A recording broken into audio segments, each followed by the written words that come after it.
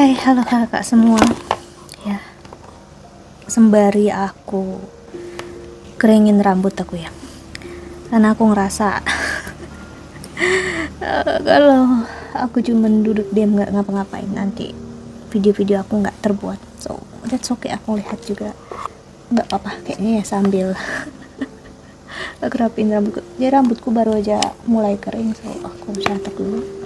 Jadi di sini aku pengen sharing dari apa yang udah aku sharing sebelumnya tentang sisi gelap dari setiap zodiak, dan ini waktunya untuk energi divine feminine dan masculine. Ini sekarang waktunya untuk divine feminine ya. Ini akan terlihat atau kita rasakan atau kita sharing dari sisi spiritual, dan karena ini adalah sisi gelap atau energi yang buruk, istilahnya negatif, so jangan marah sama aku kalau tiba-tiba aku mengatakan hal yang nggak baik, karena dari awal udah negatif itu energinya sih.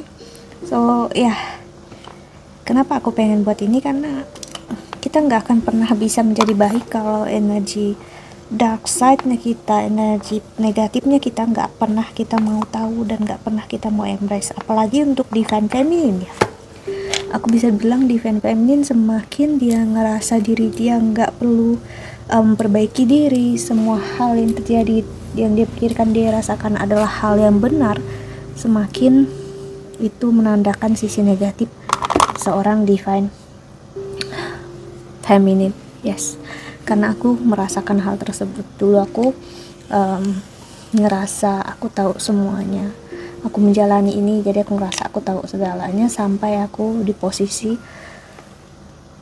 aku menyadari betapa banyak keegoisan yang aku tahan, sampai aku ketemu salah satu seseorang yang membantu aku belajar juga, yaitu dari luar negeri ya. Aku lupa, lama banget aku gak nonton videonya, nanti aku cari lagi di YouTube. Salah satu cowok, dan aku rasa dia memang benar-benar ada di perjalanan divine feminine. Dia divine feminine tapi dia laki-laki ya sih.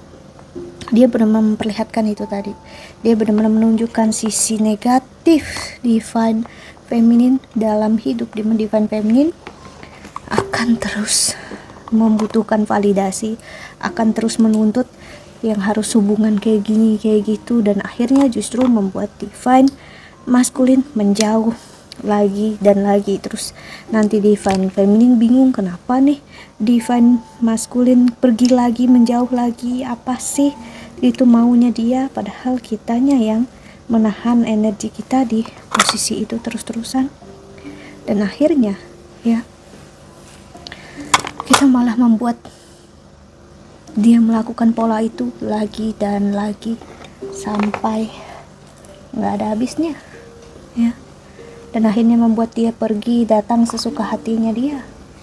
Terus gimana dengan kitanya, gimana dengan hidup kita? Kok akhirnya dia yang mengatur hidup kita, atau menyakitkan? Bukan, itu yang aku rasakan adalah itu. Kenapa akhirnya aku yang dikendalikan oleh dia dalam posisi negatif gini? Aku tuh nggak apa-apa ya orangnya dikontrol, dikendalikan, kalau orang yang mengendalikan aku, mengontrol aku adalah orang yang juga tahu apa yang dilakukan dalam hidup, dan dia memang mengontrol aku dalam sisi yang positif. Tapi jika seseorang itu mengontrol aku dan dianya pun melakukan hal yang negatif dalam hidupnya, dia memberikan contoh yang buruk, nah di situ yang aku nggak suka ya. Sangat tidak suka dengan energi munafik atau naif ya sih. Jadi akhirnya aku ngerasa no, ini bukan hal yang tepat ya. Jadi kembali ke topik, seperti aku bilang tadi, divine feminine harus benar-benar belajar memahami, justru divine maskulin lah yang mengajarkan arti spiritualisme yang sebenarnya, dimana dia nggak mudah tertrigger dengan perasaannya kamu. Gak mau sedih, mau kecewa, kalau dia nggak suka ya dah, dia tinggalin aja. Itulah energi spiritual yang nggak akan peduli dengan hal-hal yang dramatis atau receh seperti itu. Jadi kita bisa ambil energinya divine maskulin yang seperti itu untuk nggak sakit hati kan sih. Terus sisi negatifnya divine feminine ya, adalah dimana energi divine feminine ngerasa harus bersatu, harus bareng, harus sama-sama agar kayak ini menjadi validasi, oh kita memang divine feminine dan maskulin, terus hubungan kita spesial. Siapa sih di dunia ini yang gak mau untuk hubungannya spesial dan luar biasa? Aku pun mau, gitu pun dulu aku. Tapi sayangnya semakin kau menyadari jika memang benar di perjalanan twin flames, validasi yang kamu inginkan itu gak akan ada artinya apa-apa. Gak ada. Kan divine maskulin pun gak akan percaya dengan perjalanan twin flames, dan dia ya hanya ngerasa hubungan yang biasa aja, gak ada yang spesialnya. Dia kan ngerasa ini adalah hal yang drama banget atau lebay dari sisi divine feminine, dan this is the truth. Terusnya adalah ya kita lah sebagai divine feminine yang terlalu mendramatisasi hubungan ini ya di dalam spiritualitas. Aku harus memberitahu kenyataan itu. Kenapa? Karena ini untuk membunuh, meninggalkan ego buruk divine feminine. Karena kalau enggak, divine feminine akan terus terjebak dengan kata-kata twin flame itu seumur hidup, sampai kamu bisa melepaskan energi dan validasi dari twin flame. Sampai saat itu juga perjalanan kamu gak akan usai ya, akan menyakitkan. Dan jujur sebelumnya juga aku mendengarkan energi tersebut, aku itu ya marah, kecewa karena aku merasa hubungan aku spesial gimana gitu ya. Dan akhirnya aku sampai di posisi udah, aku nggak peduli, terserah mau hubungan apa, yang penting aku udah pergi dari dia. Dan aku malah bersyukur pisah dari dia, lalu aku mencari orang yang benar-benar sayang dan cinta sama aku aja tanpa aku melihat validasinya apa.